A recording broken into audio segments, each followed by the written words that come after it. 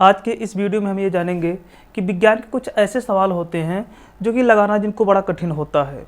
बच्चे इस सवाल को लगाते तो हैं, लेकिन उनको लगाने में काफ़ी समय भी लगता है और कठिन लगता है, और इसलिए उनको बहुत ज़्यादा परेशानी होती है। तो देखते हैं कि इस तरह के सवाल हम किस तरह से लगा सकते हैं, और हम इस वीडियो में आसान से आसान तरीके को बताए हैं इस तरह के सवाल को लगाने में।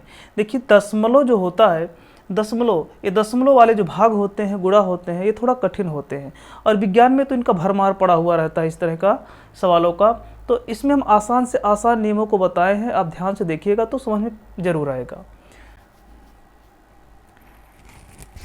तो चलिए वीडियो शुरू करते हैं। सबसे पहले देखते हैं, यहाँ पे जो सवाल दिया हुआ है ये 3.2 है, और नीचे जो बटे में है 1.6 है। यहाँ पे 3.2 और यहाँ पे 1.6।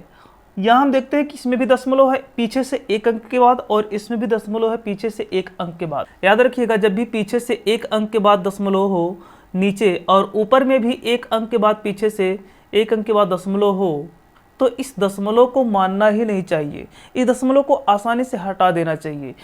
हमेशा याद रखिएगा इसको कि पीछे से अगर एक अंक के बाद दशमलव नीचे है और ऊपर भी एक ही अंक के बाद है, तो इस दशमलव को हटा देना चाहिए। तो और अगर ऐसा कभी आ गया कि नीचे 2 अंक के बाद दशमलव है, ऊपर 1 अंक के बाद दशमलव है, तो इसको हम अभी अगले सवाल में बताएंगे। तो यहाँ पे देखते हैं 1 अंक के बाद दशमलव यहाँ भी है, 1 अंक के बाद दशमलव यहाँ है, तो इस दशमलव को हम अगले लाइन से कर देंगे गायब। हम तो इसमें मिटा दिए हैं, लेकिन जब आप सवाल लगाइएगा तो इस दशमलव को अगले लाइन से गायब कर दीजिएगा, तो ये बन जाएगा 32/16। अब इसको आप आसानी से काट सकते हैं, ये 2 बार जाएगा 32/16। और ये जो नीचे है 10⁻³ आप इसको ऊपर ले जाइएगा। अगर ये ऊपर जाएगा तो इसकी घात बदल जाती है, यानी घात के जो चिन्ह होते हैं वो बदल जाते हैं। प्लस में है तो माइनस, और माइनस में है तो प्लस में हो जाएगा ऊपर जा करके। तो यहाँ पे बचेगा 2, और यहाँ पे बचा आपका 5.83। तो इन दोनों का करा देते हैं गुणा। तो गुणा कराएंगे तो 2 3 6 और 2 8 16, 2 8 16 के 6 और 2 5 10, 1 11। यहाँ देखते हैं 2 अंक के बाद दशमलव है, तो 2 अंक के बाद दशमलव हम लगा देंगे इसमें। और उसके बाद में यहाँ पे हमारा जो बचा 10⁻⁻5 गुणे, और ये बचा है 10 की पावर नीचे से जब इसको ऊपर ले जाएंगे तो इसकी घात प्लस में हो जाएगी।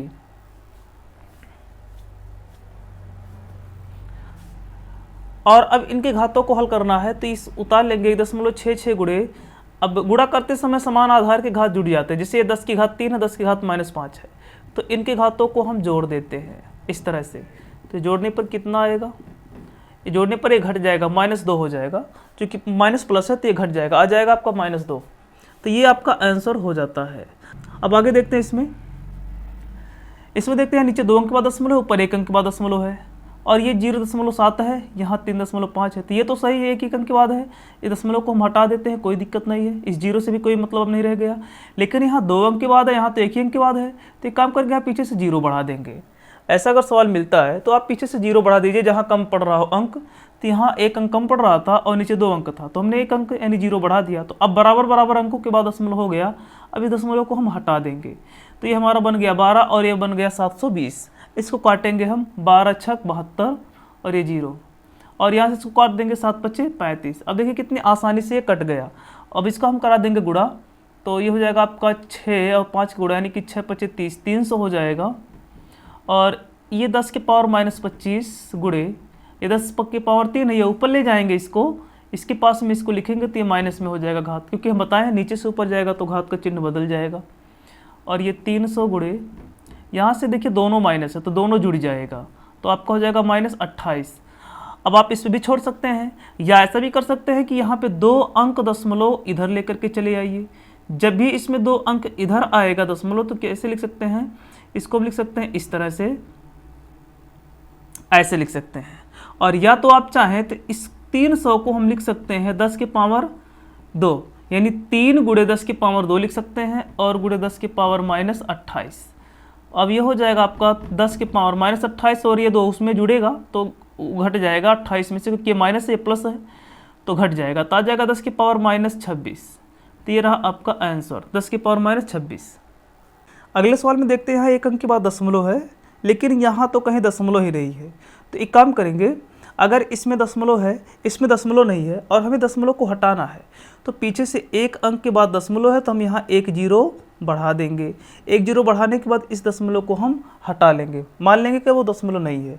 इस तरह से आप नियम को लगाइएगा, सवाल को लगाइएगा कि अगर कहीं दशमलव है और कहीं दशमलव नहीं है, तो जहाँ पे दशमलव है तो पीछे से जितने अंक के बाद दशमलव है उतना जीरो आप जहाँ दशमलव नहीं है उसके पीछे बढ़ा दीजिए।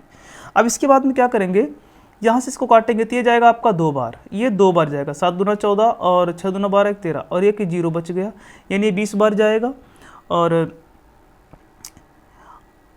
अब आप इसमें इस तरह से कर सकते हैं कि एक बार इसको और उतार लीजिए, जैसे 0.2 है तो हम इसको उतार लेंगे, 0.2 गुणे ये 10 की पावर -6 बटे में दिया है, यहाँ नीचे बचा है 20 और इसको आप ऊपर लेकर के चले जाइए, इस 20 को थोड़ा बीच में लिख देते हैं और इसको आप ऊपर ले जाएंगे तो 10 की पावर -5 हो जाएगा।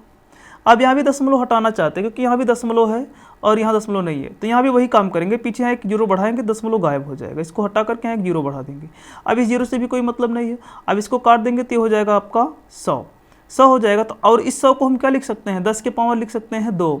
तो अब इसको भी हम इसके पास ले जाएंगे तो ये नीचे से ऊपर जाएगा तो इसका हाथ हो जाएगा माइनस, तो यहाँ से आ जाएगा ये। अब ये देखिए ये तो जुड़ जाएगा, ये 10 के पावर हो जाएगा -6 5 11 और गुणे 10 के पावर ये हो जाएगा -2। अब ये भी घट जाएगा तो आएगा 10 के पावर -13, तो ये आपका आंसर हो जाएगा। और ये जो कटा है आप यहाँ 1 लिख सकते हैं, 1 गुणे 10 के पावर -13, यहाँ भी 1 गुणे 10 के पावर -13 आप लिख सकते हैं, ये आपका आंसर हो जाएगा। इसके बाद अगला देखते हैं, यहाँ पे देखते हैं नीचे 2 अंक के बाद है, ऊपर 1 अंक के बाद है, तो एक जीरो यहाँ बढ़ाएंगे, 2 अंक के बाद हो जाएगा, दशमलव हो जाएगा गायब।